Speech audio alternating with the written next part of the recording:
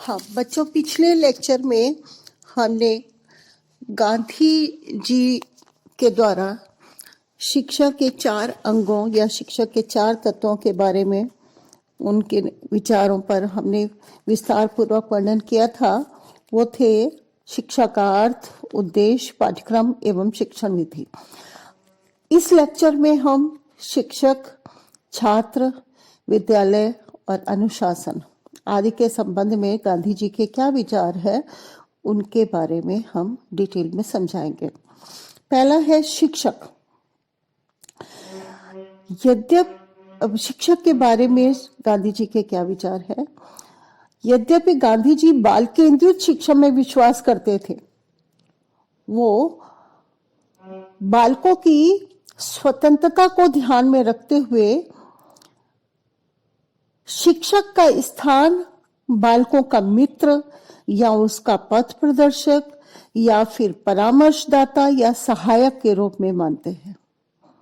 यानी वैसे तो शिक्षा की व्यवस्था बालक को ध्यान में रखकर की जाए, लेकिन और बालक की स्वतंत्रता में किसी भी तरह की बाधा ना हो, इसलिए शिक्षक का स्थान बालक का मित्र, पथ प्रदर्शक, परामर्शदाता तथा सहायक के रूप में वो मानते हैं।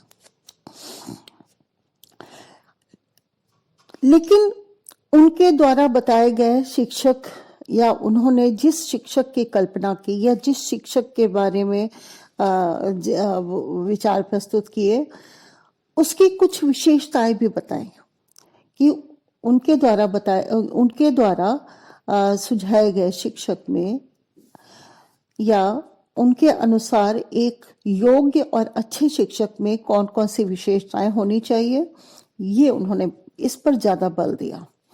अब कौन सी विशेषताओं पर बल दिया उसको हम पॉइंट में समझेंगे। पहला तो है कि शिक्षक को पूर्ण ज्ञान होना चाहिए। ये मतलब शिक्षण को प्रभावशाली बनाने किस तरह वो बनाए, इसका उसको पूर्ण ज्ञान होना चाहिए। इस बात का पूर्ण ज्ञान होना चाहिए कि वो किस प्रकार शिक्षण को प्रभावशाली बना सकता है। इसके साथ ही शिक्षक को चरित्रवान, क्षमाशील, मृदुभाषी, मिलनसार, कर्तव्यपरायण, विनोद प्रिय, श्रमी, संयमी आदि गुणों से भी युक्त होना चाहिए। इसके अलावा शिक्षकों को बालकों की भावुकता, जिज्ञासा, लज्जाशीलता, आवश्यकताएं, अभिरुचियों इत्यादि का भी पूर्ण ज्ञान होना चाहिए। इसके साथ ही शिक्षक को बालक की चिंता, विचार, आकांक्षाओं के प्रति भी उदासीन नहीं होना चाहिए, बल्कि उसको छात्रों का सदैव ध्यान रखना चाहिए। इसके अलावा उसको विनम्र व्यवहार वाला और छात्रों को अध्ययन के लिए प्रोत्साहित करने वाला होना चाहिए। शिक्षक बालकों का विश्वास पात्र होना चाहिए। शिक्षक को बालकों का विश्वास पात्र होना चाहिए। शिक्षकों को सदैव बालकों की समस्याओं को समझने का प्रयास करना चाहिए और उसे सुलझाने के लिए भी आवश्यक सहायता देनी चाहिए। इसके अलावा उसे अपने कार्यों के प्रति कभी भी उदासीन नहीं होना चाहिए, हमेशा कार्य करते रहना चाहिए, जिससे कि वो विद्यार्थियों के लिए एक आदर्श बन सके और विद्यार्थी उसका अनुकरण कर सके। इसके अलावा अध्यापक को विद्यार्थियों के मनोविज्ञान का भी पूर्ण ज्ञान होना चाहिए कि वो अपने विद्यार्थियों को अच्छे तरह से समझ सके कि जिनको वो शिक्षा दे रहा है उनकी रुचि कैसी है, उनकी सीखने की क्षमता कैसी है, उनकी योग्यता क्या है, उनकी क्षमता कैसी है। तो इस तरह से बालकों को वो समझ सके। फिर नेक्स्ट है, अध्यापक को स्थानीय परिस्थितियों का भी पूर्ण ज्ञान होना चाहिए, जिससे कि स्थानीय व्यवसाय, हस्तकार या उद्योग धंधे उन सबको शिक्षा में उपयोग कर सके। इसके अलावा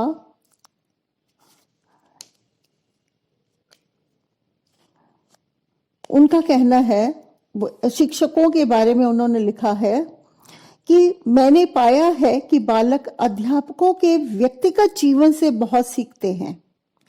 वे उतना उन पुस्तकों से जो उन्हें पढ़ाई जाती है या उन व्याख्यानों से जो अध्यापक अपने मुख से उन्हें देता है, उनसे वो उतना नहीं सीख पाते हैं। मुझे ये खोज करने पर, महात्मा गांधी ये लिखते हैं, मुझे ये खोज करने पर प्रसन्नता हुई कि छात्र छात्राएं बिना जाने ही एक अंतर्बोध विभाग अपने मस्तिष्क में रखते हैं, जिससे कि वे अपने अध्यापकों के विचारों का अध्ययन कर लेते हैं। मुझे उस अध्यापक के प्रति दुख होता है जो वाणी से कुछ कहता है और मन में कुछ रखता है। यानी अध्यापक को चाहिए कि जो उसके मन में है वही उसके व्यवहार में होना चाहिए, उसे दोगला नहीं होना चाहिए कि कहे कुछ और करे कुछ और, क्योंकि उसका डायरेक्ट प्रभाव छात्रों पर पड़ता है। इसके अलावा गांधी जी के अनुसार अध्यापकों और विद्यार्थियों में मनसा, वाचा और कर्मणा एक अच्छा संबंध होना चाहिए, सुखद संबंध होना चाहिए, प्रेम पूर्वक संबंध होना चाहिए। और गांधी जी ये अपेक्षा करते हैं कि एक अध्यापक व्यवसाय को, वो अपने व्यवसाय को व्यवसाय के रूप में ना समझे। अगर वो एक व्यवसाय के रूप में समझेगा तो वो एक आदर्श अध्यापक नहीं बन पाएगा। उसको अपने कार्य को सेवा कार्य के रूप में समझना चाहिए, ना कि एक व्यवसायिक कार्य के रूप में। तो इस तरह से उन्होंने जिस शिक्षक की कल्पना की थी, उनके विचार हमने आपको बताए। अब विद्यार्थी के बारे में, अब गांधी जी के अनुसार विद्यार्थी तो शिक्षा की प्रक्रिया का मुख्य केंद्र है। गांधी जी विद्यार्थियों की व्यक्तिगतता पर बल देते हैं, उनकी व्यक्तिक स्वतंत्रता पर बल देते हैं, उनकी व्यक्तिक स्वतंत्रता पर बल देते हैं। उन्होंने कहा था कि मैं व्यक्तिक स्वतंत्रता को बहुत महत्व देता हूं और वो चाहते हैं कि बच्चों को एक स्वतंत्र और अच्छे वातावरण में बिना रोक टोक के कार्य करने देना चाहिए, तभी उसका सर्वांगीण विकास हो सकता है। लेकिन वो स्वतंत्रता की भावना के तो पोषक थे, लेकिन वो स्वच्छंदता के पोषक नहीं थे। वो नहीं चाहते थे कि विद्यार्थी स्वच्छंद रहें, यानी अपनी मनमानी नहीं करे। उनमें वो अनुशासन होना चाहिए, तपस्या, त्याग और तपस्या का जीवन व्यतीत करे, आत्मनिर्भर बने, स्वावलंबी बने। इसके अलावा गांधी जी विद्यार्थियों की शक्ति में अधिक विश्वास करते थे। उनका कहना था कि विद्यार्थी अगर आपस में मिल जाए तो बड़े से बड़ा कार्य कर सकते हैं। और जाहिर है, और ये बाद में स्पष्ट भी हुआ कि सत्याग्रह आंदोलन में विद्यार्थियों ने महान योगदान दिया था।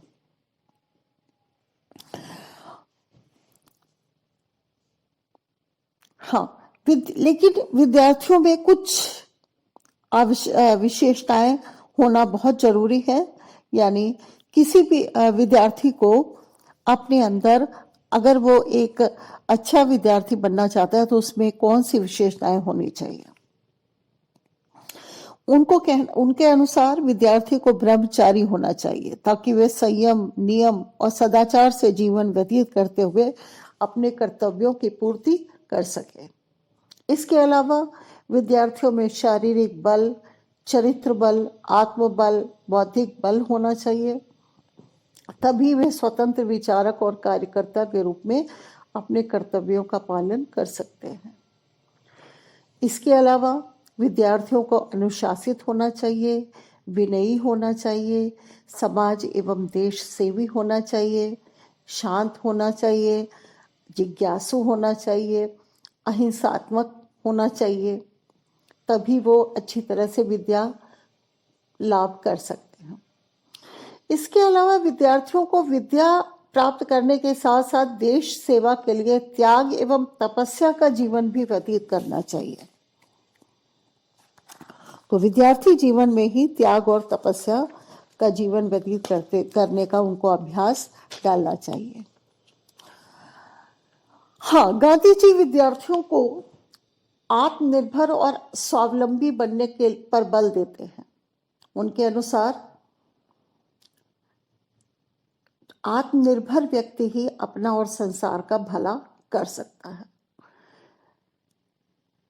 हाँ, तो इस तरह से हम देखते हैं कि गांधी जी छात्रों में श्रेष्ठ गुणों और कर्तव्यों का और उनमें एक श्रेष्ठ गुण, कर्तव्य एवं अच्छे चरित्र से युक्त होता हुआ देखना चाहते हैं। अब विद्यालय के बारे में विचार। गांधी जी विद्यालयों को एक कर्मशाला, सामुदायिक केंद्र एवं सामाजिक जीवन स्थल मानते थे। यानी कर्मशाला जिसमें छात्र काम करें, तभी उन्होंने बेसिक शिक्षा में क्राफ्ट, है ना, हस्तशिल्प को ज्यादा इंपॉर्टेंस दी। और हस्तशिल्प कर्म करते हुए कार्य कर्मशाला हो, एक वर्कशॉप के रूप में हो। सामुदायिक केंद्र एवं सामाजिक जीवन स्थल, वो सारे काम जो कि उसे समुदाय और सामाजिक जीवन में करने हैं, वो सारे कार्य उसको विद्यालय में करके सिखाए जाए। उनका कहना था कि विद्यालयों को सामुदायिक केंद्र बनाया जाए, यानी समुदाय की आवश्यकताओं को ध्यान में रखते हुए या समुदाय की आवश्यकताओं की पूर्ति के लिए हस्तकला के माध्यम से शिक्षा प्रदान की जाए।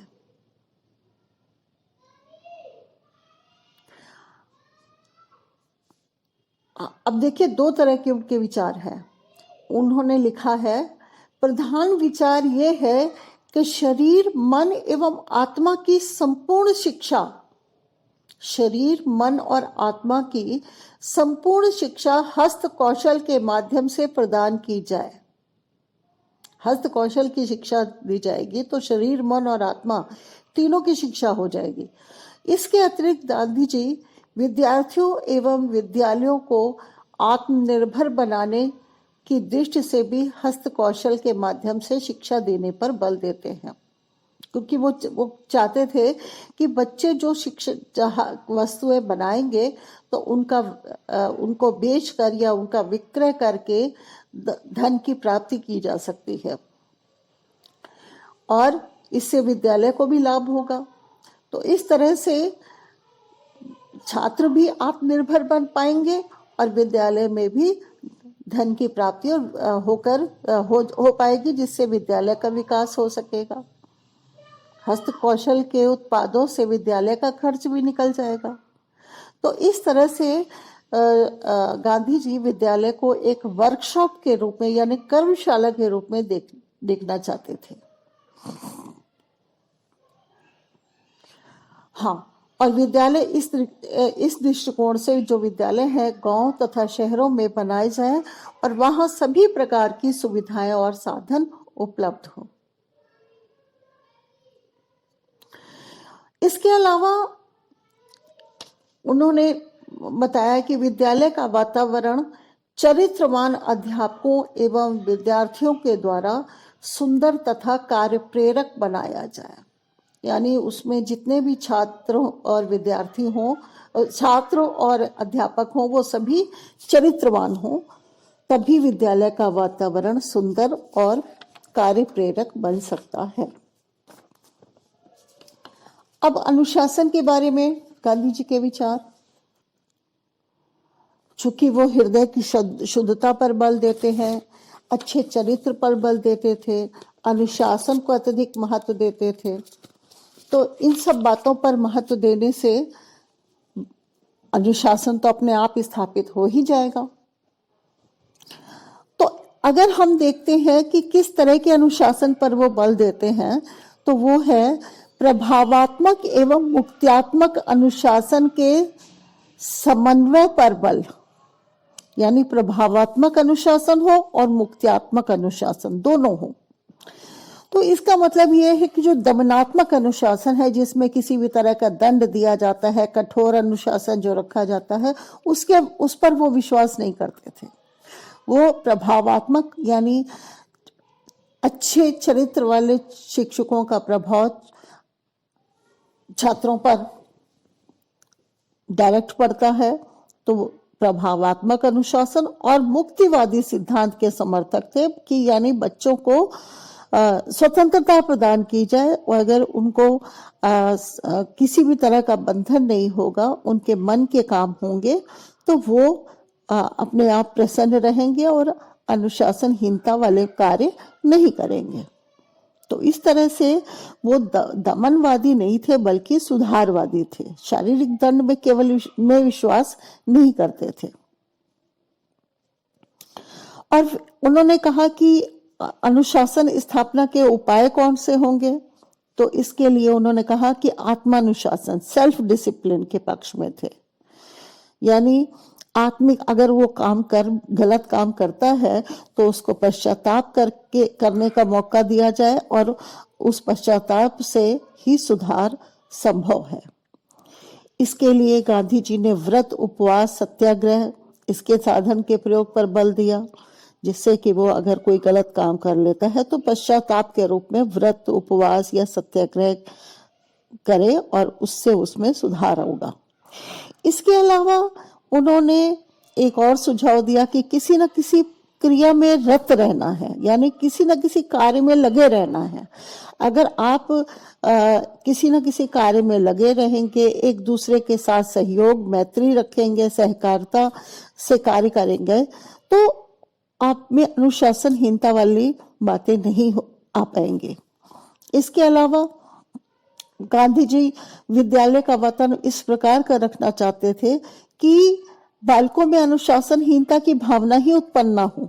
इसके लिए वो शिक्षक एक स्वयं आदर्श जीवन प्रस्तुत करते थे ताकि उनका अनुकरण करके छात्र भी अनुशासित रह सके। तो इस तरह से उन्होंने अनुशासन स्थापित करने के ये उपाय बताए। अच्छा, इसमें पाठ्यक्रम से संबंधित एक चीज इसमें रह गई थी, पुस्तकें। गांधी जी विद्यार्थियों पर पुस्तकों का बोझ लादने के बिल्कुल विरोधी थे। उनका विचार था कि छात्र की वास्तविक पाठ पुस्तक जो है उसका अध्यापक है। यानी और छोटी कक्षाओं में तो वो स्पेशली पाठ्य पुस्तकों के द्वारा शिक्षा देने के बिल्कुल विरोधी थे। वो कहते थे शिक्षक ही छात्रों को पुस्तकें सुनाए और छात्र केवल उनका श्रवण करें। वो छात्रों को किसी भी तरह का किताबी कीड़ा नहीं बनाना चाहते थे। उन्होंने अपनी आत्मकथा में भी लिखा है कि सामान्य ज्ञान की जानकारी पाने से पहले कोमल आयु के ज्ञान रहित बच्चों को वर्ण परिचय और पढ़ने की योग्यता से दबाना ठीक नहीं है। यानी इससे उनको दबा दिया जाता है। इससे वे मौखिक शिक्षा को आत्मसात करने के लाभ से वंचित रह जाते हैं। यानी वो स्वयं अगर किताबों को पढ़ेंगे तो वो मौखिक शिक्षा प्राप्त करने के लाभ से वंचित रह जाएंगे, क्योंकि छोटे बच्चों के उसमें कोमल मन में जितना मौखिक शिक्षा सुनकर उनको जितना आत्मसात होता है, उतना वो स्वयं पढ़कर वो उतना लाभ नहीं उठा पाते हैं। तो इस तरह से उन्होंने पाठ्य पुस्तकों के स्थान पर कुछ देशभक्तों के द्वारा रची गई ऐसी पाठ्य पुस्तकों पर जोर दिया था जिससे कि भारतवासियों के मन में राष्ट्र सेवा, देश प्रेम, समाज सेवा, ये सारी भावनाएं उत्पन्न हो सके।